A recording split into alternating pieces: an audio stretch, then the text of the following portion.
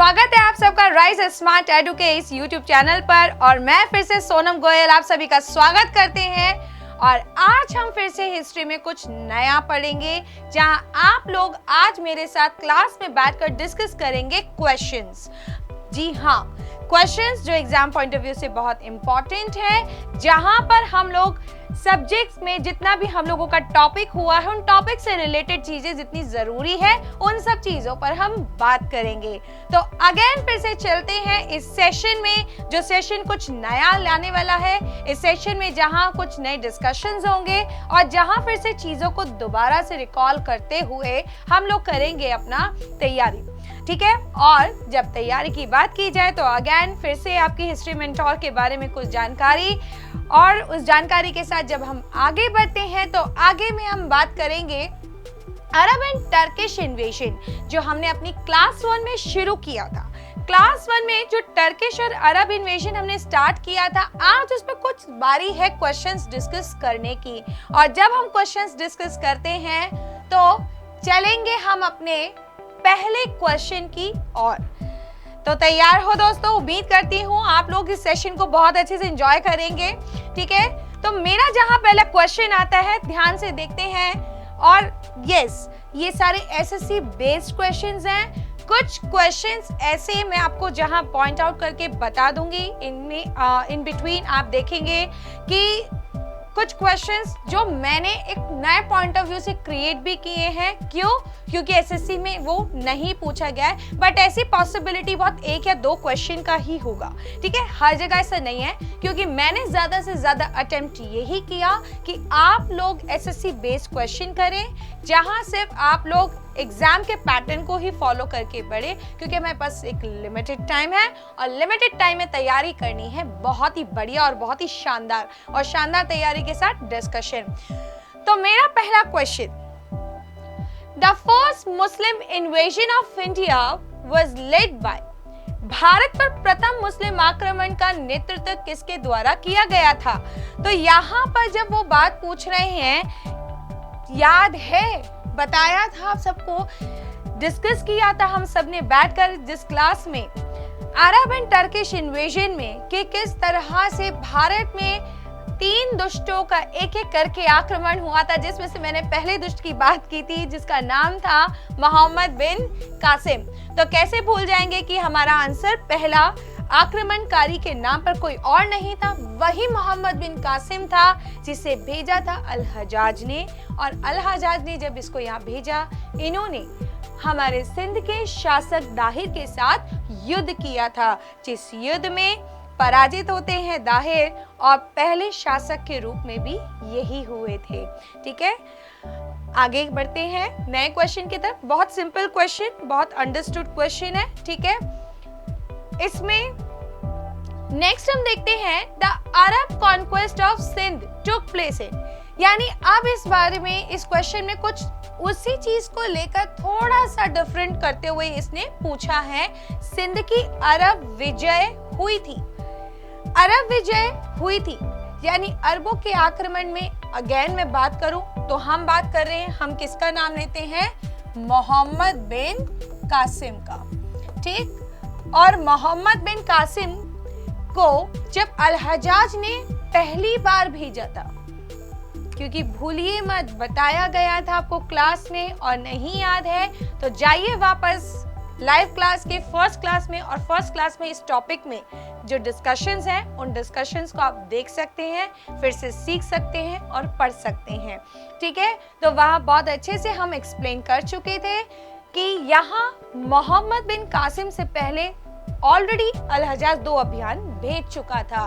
दरअसल अल हजाज का ये तीसरा अभियान मोहम्मद बिन कासिम को भेजते हैं 712 ईसा में, 712 देख रहे हैं 712 AD, 712 ईसा, ठीक है। तो इसीलिए हमारा उत्तर 712 ईसा, यानी अगर कहा जाए भारत में पहला मुस्लिम आक्रमण किस वर्ष हुआ था तो 712 ईसा में, ध्यान रखना है।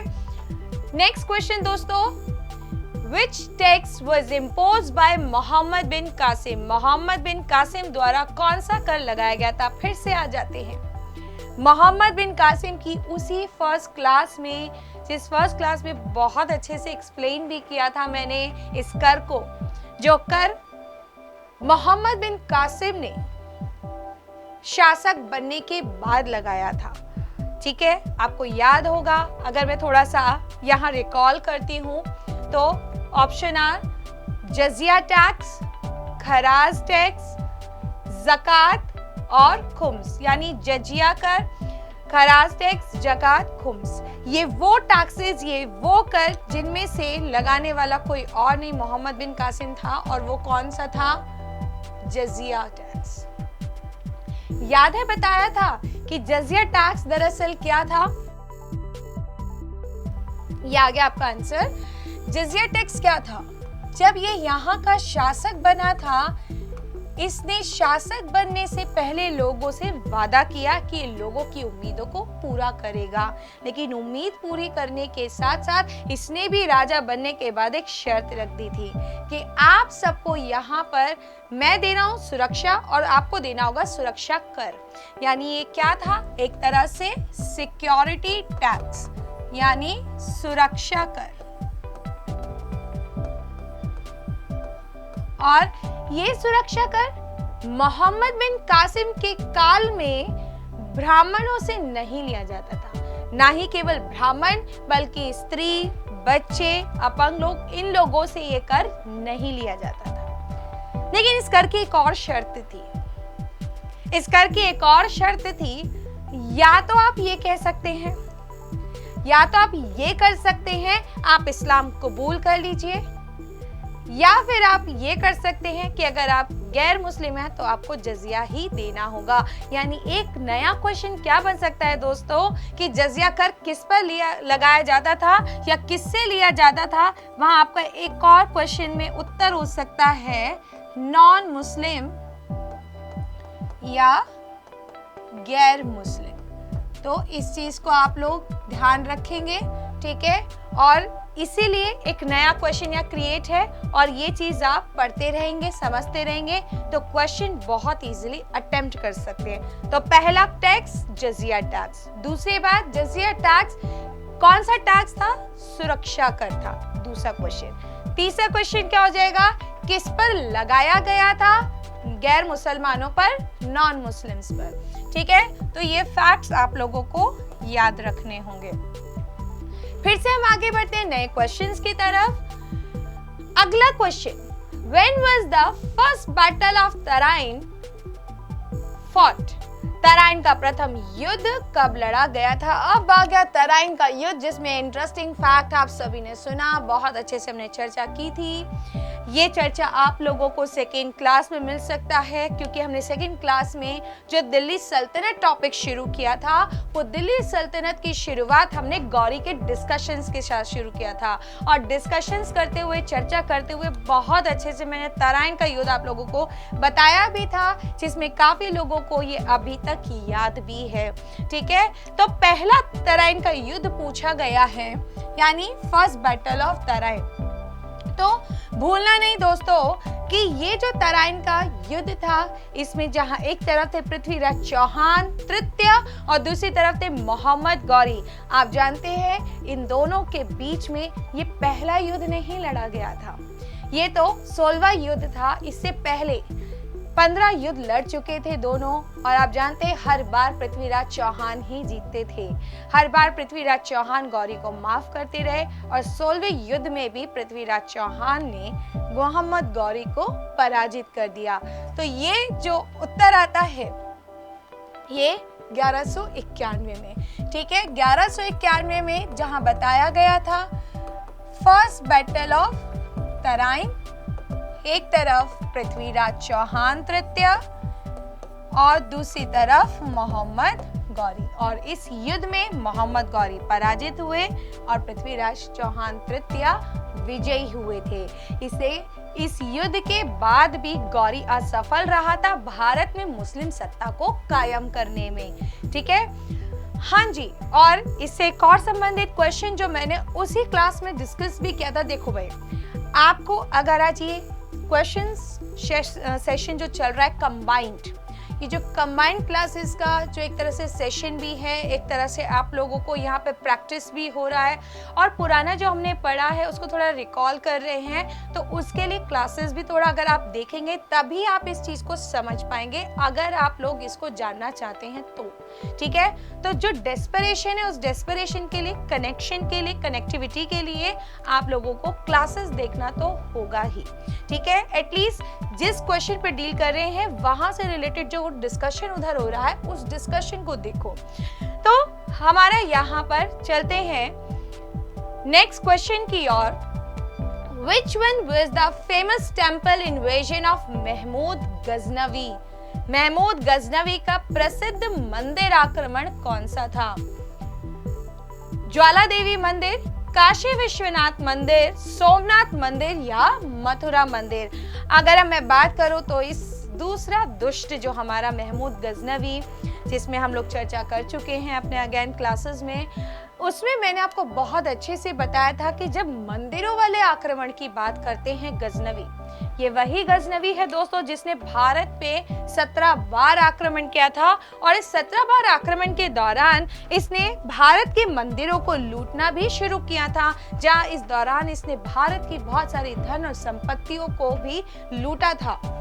और कहा जाता है, ऐसा कहते हैं कि जहां मंदिर वाले आक्रमणों में इसने शुरुआत तो ज्वाला देवी मंदिर से की थी, लेकिन आप जानते हैं कि अगर बात की जाए प्रसिद्ध आक्रमण की, जिस पर जाने माने इतिहासकार रोमिला थापर, हाँ जी, प्राचीन काल के इतिहासकार है रोमिला थापर, और आप जानते हैं कि इन्होंने एक पर्टिकुलर आर्टिकल लिखा था गजनवी को लेकर, जिन्होंने सोमनाथ मंदिर पर आक्रमण किए थे, क्योंकि यहाँ इतना सोना था कि जिसको लूटने के बाद भी ये जल्दी से मंदिर खाली नहीं होता था।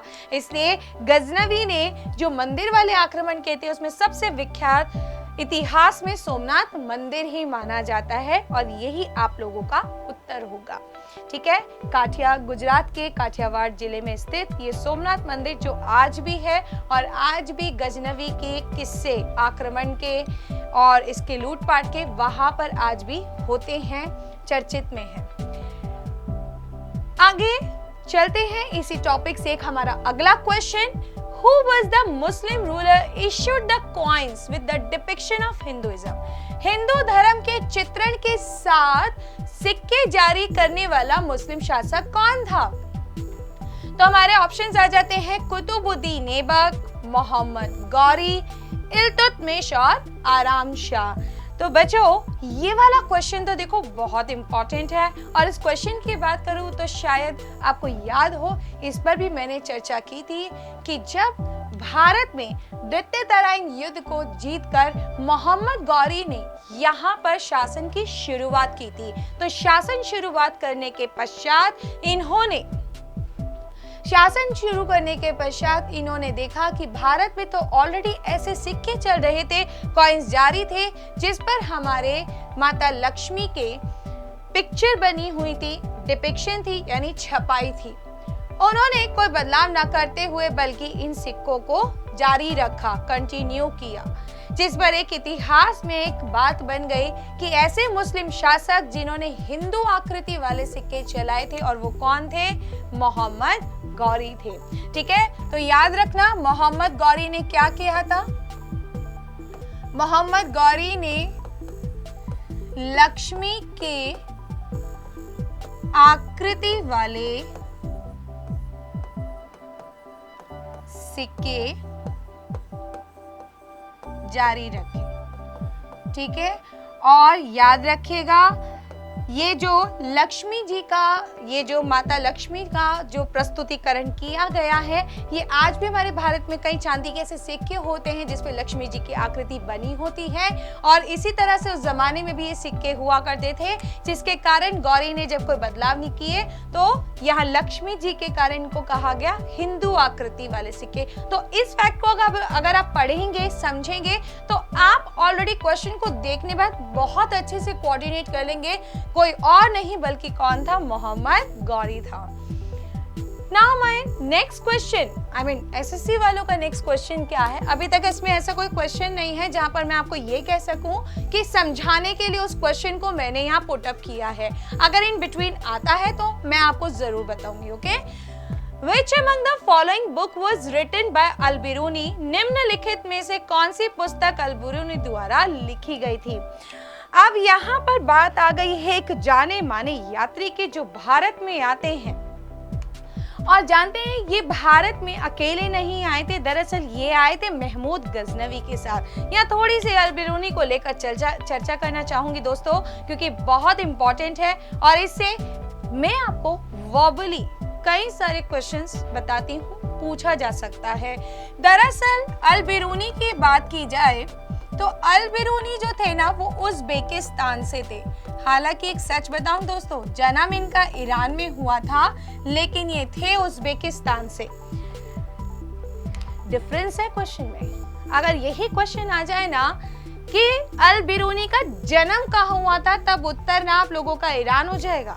लेकिन अगर पूछा जाए ना सिंपल कि अल-बिरूनी कहाँ से थे, तो उत्तर आपका उज़्बेकिस्तान हो जाएगा। तो यहाँ पर हम क्या कहेंगे इनको,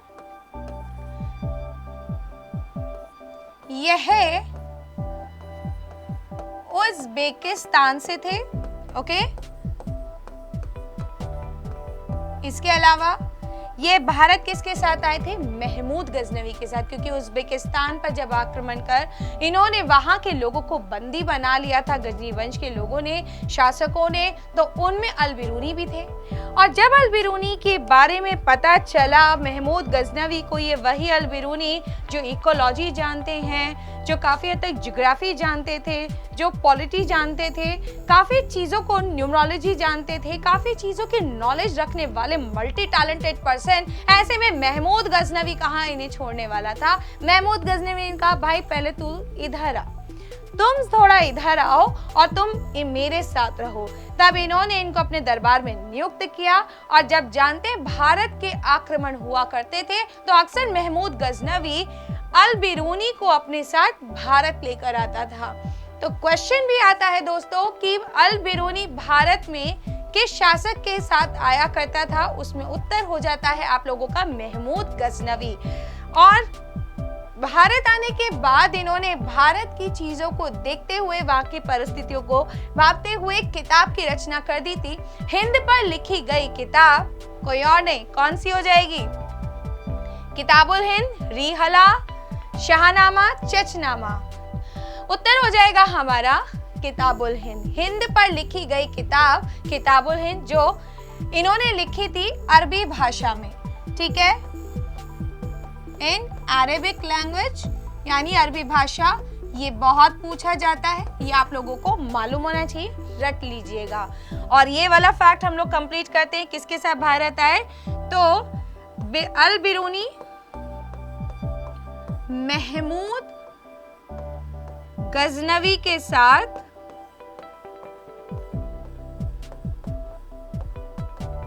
भारत आए। ठीक है दोस्तों, तो ये चीज आपको अपने माइंड में रखनी है। आगे चलते हैं नेक्स्ट क्वेश्चन की ओर।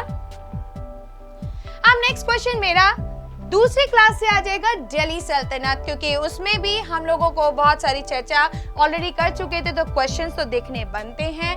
तो इसमें कौन कौन से क्वेश्चंस हैं एग्जाम पॉइंट ऑफ व्यू से, क्योंकि मैं आपको ना थोड़ा सा यहाँ कुछ एक और चीज क्लियर कर देती हूँ। आपको पता है बेटा, जैसे कि मैंने बहुत सारे स्टूडेंट्स को डील किया है, जैसे मैं काफ़ी समय से पढ़ा रही हूँ, क्वेश्चंस बैंक्स हमने देखे हैं, उसमें काफ़ी चीज़ों को जज किया है। तो हिस्ट्री एक ऐसा सब्जेक्ट है जो 3 पार्ट्स में डिवाइडेड है, ठीक है, एंशिएंट, मिडिवल, मॉडर्न। यानी कहें तो प्राचीन भारत, मध्यकालीन भारत, आधुनिक भारत, जो आप सब जानते भी है और हम लोग भी बात कर चुके हैं। ठीक है, इसमें जो सबसे ज्यादा अगर एग्जाम पॉइंट ऑफ व्यू से देखा जाए ना, तो बहुत इंटरेस्टिंग क्वेश्चंस आ जाते हैं आपका दिल्ली सल्तनत से। ठीक है, हालांकि जो हमारा पहला टॉपिक था ना, अरब और तुर्की, अरब और तुर्की पे कुछ गिने चुने क्वेश्चंस हैं जो माइंडसेट बना हुआ है, यहाँ से पूछे जाते हैं। लेकिन अगर मैं उससे एडवांस की तरह सोचूं भी कि नए नोटिफिकेशन से कुछ नई चीजें एक्सपेक्टेड हो सकती है, कुछ अपडेशन हो सकती है, तो भूलना नहीं कि इतना हो सकता है कि जैसे मैंने एग्जाम्पल दिया था, तराइन का युद्ध मोहम्मद गौरी और पृथ्वीराज चौहान तृतीय के बीच में लड़े जाने वाला भारत के किस हिस्से में हुआ था। अब तक इस तरह के क्वेश्चन पे कोई भी प्रकाश नहीं डाला गया है, लेकिन हो सकता है, मैंने आपको बताया था भटिंडा। ठीक है, अगेन एंड अगेन आपको क्लासेस रिकॉल करनी पड़ेगी, देखना पड़ेगा और उसको समझना पड़ेगा। ठीक है, इसके अलावा मतलब आप देख सकते हैं कि वही चीजें इर्द गिर्द घूम रही हैं, वहीं से क्वेश्चन पुटअप किया जा रहा है, मैनिपुलेट किया जा रहा है और कुछ नहीं है। लेकिन अगर बात करती हूँ मैं एग्जाम पॉइंट ऑफ व्यू से, दिल्ली सल्तनत वेरी इंपॉर्टेंट, जिसमें हम लोग अपना पहला टॉपिक शुरू कर चुके थे, स्लेव डायनेस्टी, गुलाम वंश। तो मेरा पहला question, who was the Muslim ruler issued the coins with the depiction of Hinduism. Hindu धर्म के चित्रण के साथ सिक्के जारी करने वाला मुस्लिम शासक कौन था? एक्चुअली हम लोग ऑलरेडी डिस्कस कर चुके हैं, तो चलते हैं, कोई बात नहीं, नेक्स्ट क्वेश्चन की ओर। Which of the following rulers was given the name of lakh Bakhsh for his generosity? निम्नलिखित में से किस शासक को उसकी उदारता के लिए लाख बख्श का नाम दिया गया था? ठीक है, मोहम्मद गौरी, कुतुबुद्दीन ऐबक, इल्तुतमिश और रजिया सुल्तान। दरअसल आपको बताया था गुलाम वंश के दौरान कि गुलाम वंश के संस्थापक कुतुबुद्दीन ऐबक, जहां 4 साल के शासन में 2 साल शासन अपने मालिक के नाम पे किए, लेकिन 2 साल शासन उन्होंने अपने नाम पर किया था। और 2 साल के शासन के दौरान जो इन्होंने अपने नाम किया था, इन्होंने लोगों की मदद करी, इन्होंने लोगों को दान दिया, जरूरत पड़ने पर लाखों का दान दिया। तो इसीलिए लाखों का दान देने के कारण लाख बख्श कोई और नहीं बल्कि कौन कहलाते हैं? कुतुबुद्दीन ऐबक कहलाते हैं। ठीक है, कुतुबुद्दीन ऐबक लिमिटेड है, इसको आप देखेंगे पढ़ेंगे तो समझ जाएंगे। क्वेश्चंस कुछ ज्यादा नहीं है, लेकिन हाँ इम्पोर्टेंट है, क्वेश्चंस पूछे जाते हैं। Who completed the construction of Qutub Minar? Qutub Minar का निर्माण, एक्चुअली संपूर्ण निर्माण किसने करवाया था? ठीक है, अब यहाँ बात आ गई है संपूर्ण निर्माण की। कुतुबुद्दीन ऐबक, इल्तुतमिश, अलाउद्दीन खिलजी, फिरोज शाह तुगलक। अगर मैं बात करूँ इस क्वेश्चन को लेकर दोस्तों, तो भूलिएगा नहीं कि मैंने डिस्कशन किया है, बट कोई बात नहीं, अगर आपने वो नहीं देखा है क्लास, तो मैं अगेन उस चीज को यहाँ रिपीट करना चाहती हूँ। 2017 से पहले जब ये क्वेश्चन आता था तो इसमें उत्तर एक्सपेक्टेड होता था इल्तुतमिश, क्योंकि हुआ ये था, इसका निर्माण कुतुबुद्दीन ऐबक ने किया था। कुतुबुद्दीन ऐबक इसके संपूर्ण निर्माण से पहले ही अल्लाह को प्यारे हो गए और बाद में जाकर इसका बाकी का निर्माण कराते हैं इल्तुतमिश। कहते हैं कि जब एक बार की बात थी कि प्राकृतिक आपदा के कारण जब कुतुब मीनार के मंजिले टूटकर गिरे तो उसको रिपेयर करवाते हैं फिरोज शाह तुगलक। और इसी कारण अब एग्जामिनर ने थोड़ी सी यहाँ बाजी खेली, किस तरह से उन्होंने अपना उत्तर बदल के इल्तुतमिश से आगे बढ़ते हुए सेट कर दिया है फिरोज शाह तुगलक। इसलिए याद रखना, कॉम्पिटिटिव एग्जाम्स की बुक्स में काफी फैक्ट्स अभी तक अपडेट नहीं हुए। पुराने फैक्ट्स के साथ उत्तर आपको इल्तुतमिश ही मिलेगा, लेकिन नहीं, हमें अपडेट रहना है और नए क्वेश्चन के साथ नया आंसर हमारा फिरोज शाह तुगलक ही होगा। इसलिए फिरोज शाह तुगलक ने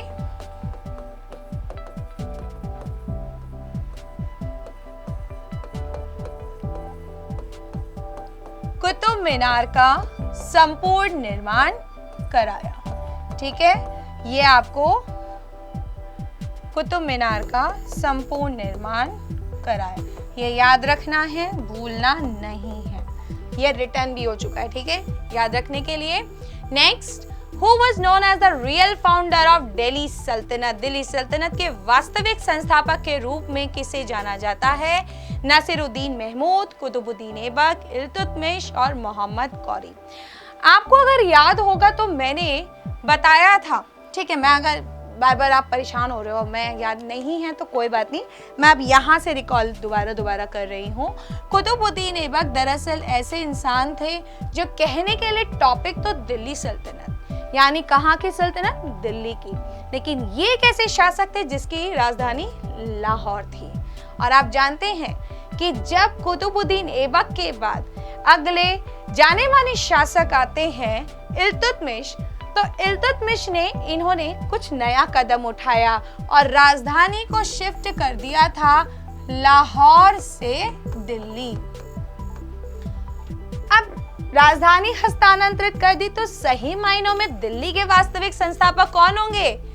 हमारे इल्तुतमिश, क्योंकि इल्तुतमिश ने ही दिल्ली में सल्तनत की स्थापना की, तो वास्तविक संस्थापक Iltutmish. Next, who of the following was the first women ruler of medieval India? Obviously हम डिस्कस भी कर चुके हैं, फिर से एक बार। दिल्ली सल्तनत में अगर हम बात करें इल्तुतमिश, जिनके 3 पुत्र और एक पुत्री रजिया सुल्तान थी, और जब उन्हें लगा कि उनके उत्तराधिकारी में उनके 3 पुत्र जो हैं वो असक्षम है गद्दी पर आने के लिए, ऐसे में उनको जब कोई और रास्ता नजर नहीं आया था तो उन्होंने अपनी पुत्री रजिया सुल्तान को घोषणा के बाद ये तैनात कर दिया था कि उनके जाने के बाद उनकी उत्तराधिकारी कोई और नहीं, उनकी पुत्री रजिया सुल्तान होगी। और इसीलिए इल्तुतमिश के मरने के बाद हालांकि कुछ षड्यंत्र के तहत इनसे गद्दी को छीन लिया गया था, लेकिन बाद में रजिया सुल्तान लोगों द्वारा चुनकर फिर से गद्दी पर शासन करने आती हैं और इन्होंने एक इतिहास रच दिया कि मध्यकालीन भारत में पहली महिला शासिका और दिल्ली सल्तनत की एकमात्र शासिका भी आप इनको कह सकते हैं, क्योंकि दोस्तों आप जानते हैं इस इतिहास को बनाने वाली रजिया सुल्तान ही हुई थी। तो नेक्स्ट चलते हैं हम अपने क्वेश्चंस में, जहां अब हम बात करेंगे आज तीसरे क्लास को लेकर खिलजी डायनेस्टी। अगेन बहुत इंपॉर्टेंट है और आप समझ भी नहीं सकते हैं कि खिलजी डायनेस्टी का मतलब सिर्फ एक ही नाम होता है और वो है केवल और केवल अलाउद्दीन खिलजी। जिस अलाउद्दीन खिलजी से बहुत सारे क्वेश्चंस हैं तो डिस्कस करना तो बनता है। तो चलते हैं हम पहले खिलजी डायनेस्टी में, जिसके संस्थापक कोई और नहीं थे, जलालुद्दीन खिलजी थे।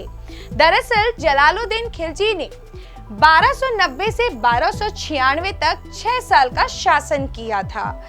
इन्होंने यहाँ गुलाम वंश की जगह खिलजी वंश की नींव रखी थी। और इतना ही नहीं दोस्तों, बल्कि ये भी कहते हैं कि इसके शासनकाल के दौरान सबसे ज्यादा सहयोग के रूप में इनके नेफ्यू उर्फ इनके दामाद, यानी भतीजे और दामाद कोई और नहीं बल्कि अलाउद्दीन खिलजी थे, जिन अलाउद्दीन खिलजी को इन्होंने अपने पग जगहों पर, आप कह सकते हैं हर कदम पर, उनके सहयोग से शासन भी किया था। लेकिन जलालुद्दीन खिलजी जो थे, इन्होंने कुछ ज्यादा ही भरोसा कर लिया, जिस भरोसे के कारण बाद में 1296 में अलाउद्दीन खिलजी ने, यानी इनके दामाद ने, स्वयं इनकी हत्या की और हत्या के पश्चात इनसे गद्दी छीन ली थी। क्वेश्चंस के तौर पे बात की जाए, ज्यादा क्वेश्चन नहीं पूछ सकते हैं। एक एक्सपेक्टेड क्वेश्चंस जो मैं आपको बता सकती हूँ, ये वो क्वेश्चन है जो बहुत ही रेयर पूछा गया है, नहीं गया है, ये इंपॉर्टेंट नहीं है, लेकिन इस पर फोकस नहीं किया गया है। एक्सपेक्टेड है, आ सकता है, ये मेरी तरफ से। Who was founder of Khilji dynasty? Khilji वंश के संस्थापक कौन थे? ठीक है, या संस्थापक कौन था? तो ऑब्वियसली अभी मैंने मेंशन किया जलालुद्दीन खिलजी, जिन्होंने गुलाम वंश के अंतिम शासक एक छोटे से बच्चे क्यूमर्स को मारकर इस वंश की नींव रखी थी और इन्होंने शासन किया। पर अफसोसजनक ये ज्यादा लंबे अरसे तक शासन नहीं कर पाए क्योंकि अलाउद्दीन खिलजी ने इन्हें मार दिया था। हाँ, ये क्वेश्चन हमारे एग्जाम का है। During the reign of which of the following Devagiri was invaded by Alauddin Khilji? निम्नलिखित में से किस देवगिरी के शासन काल में अलाउद्दीन खिलजी ने आक्रमण किया था? Options are Qutbuddin Mubarak Shah, Nasiruddin Khusro Shah, Jalaluddin Khilji, none of the above. अगर मैं आपको यहाँ पर देवगिरी अभियान की बात करूं तो देवगिरी अभियान बहुत ही इंपॉर्टेंट अभियान था, जो नाम जाना जाता है अलाउद्दीन खिलजी के नाम से। लेकिन अलाउद्दीन खिलजी दरअसल ये अभियान किसी और के शासनकाल में नहीं, जलालुद्दीन के शासनकाल में लेकर गए थे। जिस शासनकाल के दौरान जब इस अभियान में जाते हैं तो वहां इनकी तरफ से कोई और ही थे, और वो कोई और नहीं, नाम बहुत अच्छे से सुना होगा, जिसका नाम था मलिक काफूर। ठीक है, मलिक काफूर इस अभियान के दौरान देवगिरी में जाते हैं, और आप जानते हैं कि वहां के शासक थे रामचंद्र देव, जिनको पराजित करके दरअसल ये इस अभियान को विजयी करते हैं। ठीक है, तो किसके शासनकाल में? जलालुद्दीन खिलजी के शासनकाल में। आ गया हमारा योद्धा, जिसको लेकर हाल ही में एक मूवी बनी, बहुत अच्छे से इस मूवी की चर्चा हुई, बड़ी गॉसिप्स थी, बहुत चटपटी कहानियां, बातें, और संजय लीला भंसाली ने बनाई एक जानी मानी मूवी पद्मावत। पद्मावत मूवी में बहुत अच्छे से चित्रण किया गया है अलाउद्दीन खिलजी का, कि अलाउद्दीन खिलजी कैसे थे।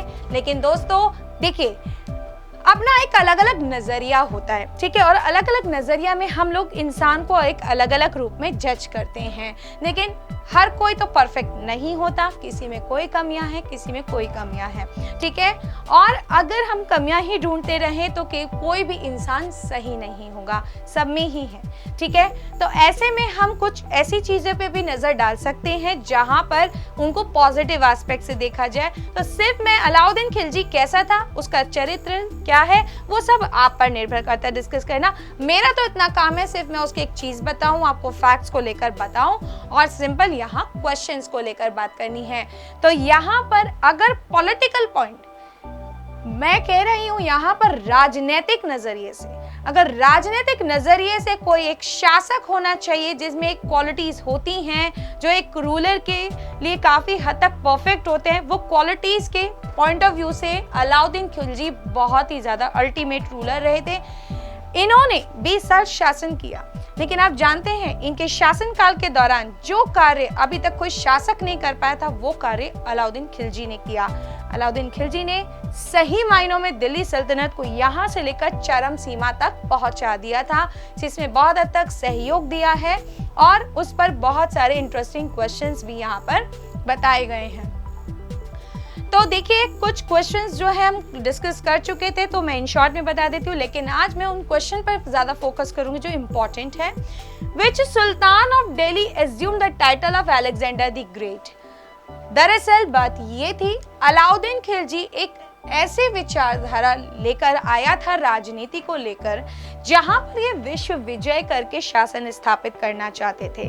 दरअसल ये इनका इरादा था कि ये भी प्राचीन भारत में जो अलेक्जेंडर द ग्रेट आए थे, जिन्होंने विश्व विजय करने का एक सपना देखा था, कई मध्यकाल में वही सपना देख रहे थे अलाउद्दीन खिलजी, और इसीलिए अलाउद्दीन खिलजी के लिए ये कहा गया कि ये सिकंदरे सानी है, यानी भारत के सिकंदर द्वितीय, यानी दूसरे सिकंदर।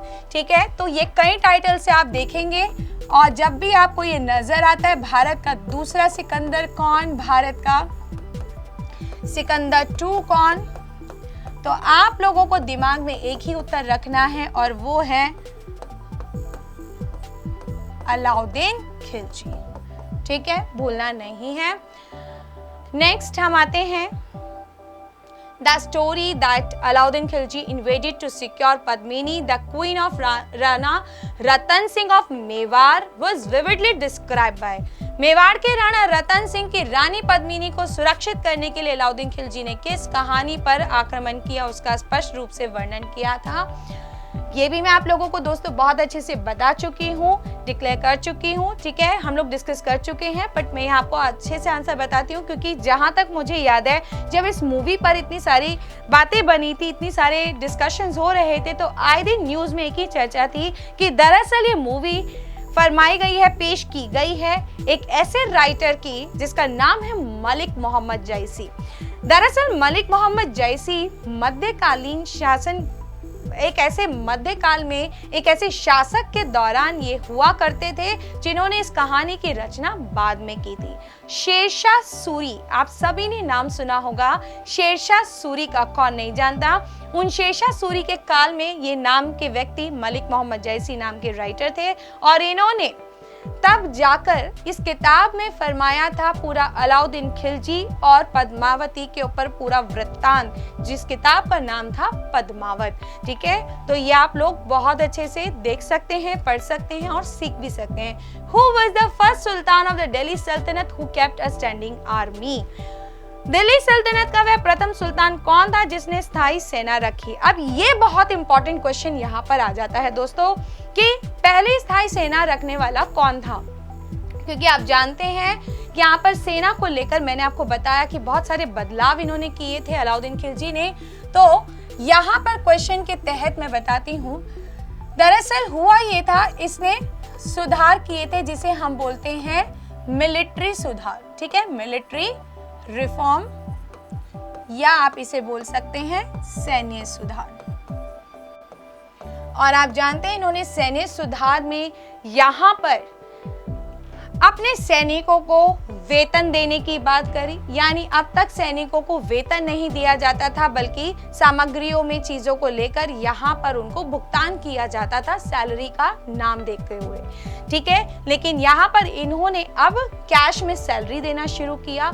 इतना ही नहीं बल्कि साम्राज्य को मजबूत बनाने के लिए अपने कॉम्पिटिटर्स स्पेशली मंगोलियों के आक्रमण से बचाने के लिए किले और दुर्ग और जनता की रक्षा के लिए चारों तरफ तैनात कर दिया कि आज से ठीक 24 घंटे 7 दिन परमानेंट आर्मी रहा करेगी और ये परमानेंट आर्मी जनता की, शासक की और किले की रक्षा करेगी।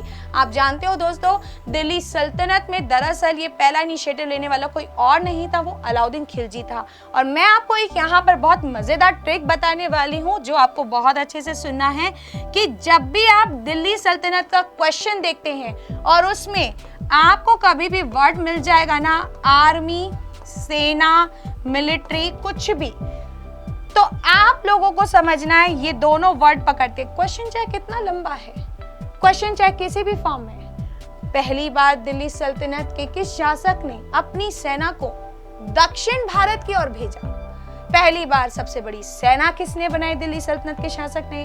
पहली बार दिल्ली सल्तनत के शासक ने परमानेंट आर्मी बनाई। इसमें दो ही वर्ड आ रहे हैं हमारे, सेना और दिल्ली सल्तनत। तो उत्तर मेरा एक ही हो जाएगा और वो है आपका अलाउद्दीन खिलजी। भूलना नहीं है, क्योंकि आपको समझाने के लिए कुछ ऐसे क्वेश्चन मैंने आगे भी रखे हुए हैं जो आपको देखने को मिलेंगे। जैसे कि मैंने आपको बताया अभी हाल ही में कि इन्होंने सैलरी को देना, who legislated the system of paying salaries to the army. Army भी आ चुका है यहाँ पर। फिर अगेन हम लोग यहाँ पर अपना आंसर एक ही रखते हैं, अलाउद्दीन खिलजी। ठीक है, तो आर्मी को लेकर इनिशिएटिव करने वाले कोई और नहीं बल्कि यही थे। हाँ, ये थोड़ा अलग है। The two principal monuments of Alauddin Khilji, Reen, the Alai Darwaza and Jama Masjid at Khana were constructed at। Alauddin Khilji के शासनकाल के दो प्रमुख स्मारक अलाई दरवाजा और खाना में जामा मस्जिद का निर्माण किया गया था। आगरा, दिल्ली, फतेहपुर सीकरी, गुलबर्ग। यहाँ पर ये कहना चाह रहे हैं, दरअसल ये जो निर्माण अलाउद्दीन खिलजी ने बहुत निर्माण करा है, जिसमें न केवल अलाई दरवाजा जामा मस्जिद है बल्कि आप ये भी कह सकते हैं कि इन्होंने ये हजारा खंबा महल भी बनाया था। ठीक है, और इसी तरह से आप कह सकते हैं इनके निर्माण की अगर बात करें तो अलाई दरवाजा दरअसल कुतुब मीनार में है। ये अगर आप देखेंगे ना तो ये आपको मिलेगा एक इस तरह का मस्जिद, जहाँ इस तरह का एक बिल्डिंग जो अंदर से बिल्कुल फ्लोर प्लेन है, बाहर से रेड सैंडस्टोन का यानी लाल बलुआ पत्थर का बना हुआ है और ऊपर इसके गुंबद बना हुआ है, डोम बना हुआ है। ठीक है, और ये जो जामा मस्जिद की बात करें तो निजामुद्दीन औलिया की दरगाह आप सभी ने सुनी होगी। निजामुद्दीन औलिया की दरगाह में ही इस जामा मस्जिद के बारे में बताया गया है, बल्कि वो आज यहाँ स्थित भी है जहाँ पर आज भी नमाज पढ़ी जाती है। तो ये दोनों ही स्ट्रक्चर हमारे कहाँ हो जाते हैं? दिल्ली। तो यही हमारा उत्तर होता है, शासन यही तो निर्माण यही। Who is regarded as second Alexander, हम लोग ऑलरेडी डिस्कस कर चुके हैं और बहुत जल्द हम आगे बढ़ते हैं थोड़ा सा देखते हुए। ये एक और क्वेश्चन और उसके बाद फिर हम लोग नेक्स्ट सेशन में नए क्वेश्चंस के साथ डिस्कस करेंगे, क्योंकि ऑब्वियसली थोड़ा सा हम लोगों को ये भी देखना है कि आप लोग आज कितना पढ़ पाएंगे और आगे के लिए भी तो चीज़ें बहुत हमें रखनी होंगी। तो the market regulation system was introduced by बाजार विनिमय प्रणाली की शुरुआत की गई थी। मोहम्मद बिन तुगलक, इल्तुतमिश, अलाउद्दीन खिलजी, गियासुद्दीन तुगलक। दरअसल ये बात ये थी, न केवल इन्होंने सुधार किए थे मिलिट्री को लेकर, इन्होंने मार्केट रिफॉर्म भी किए थे। ठीक है, मार्केट रिफॉर्म, बाजार सुधार।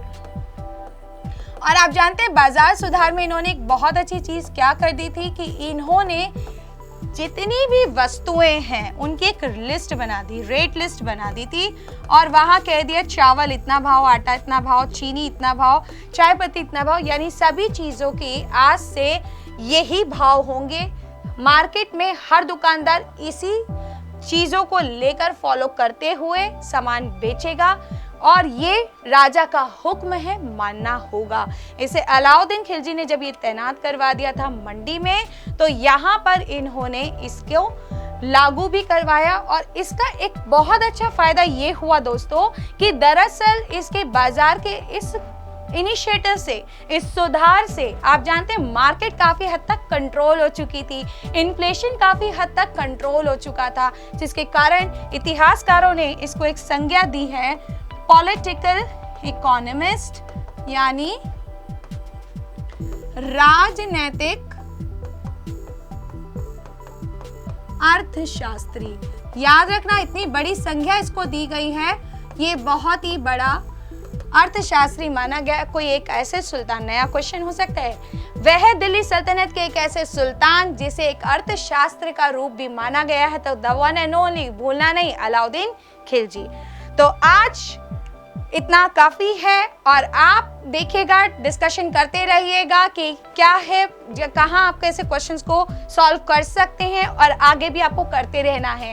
आज का वीडियो आपको कैसा लगा, आज का क्लास आपको कैसा लगा, कमेंट बॉक्स में जरूर लिखकर बताइएगा। लाइक करना है, शेयर करना है और सब्सक्राइब करना नहीं भूलना है। बने रहिएगा राइट स्मार्ट एडुकेट क्लास के साथ। अगेन हिस्ट्री क्लास में मैं सोनम गोयल, फिर से मिलेंगे इसी प्लेटफॉर्म पे, तब तक के लिए बाय बाय।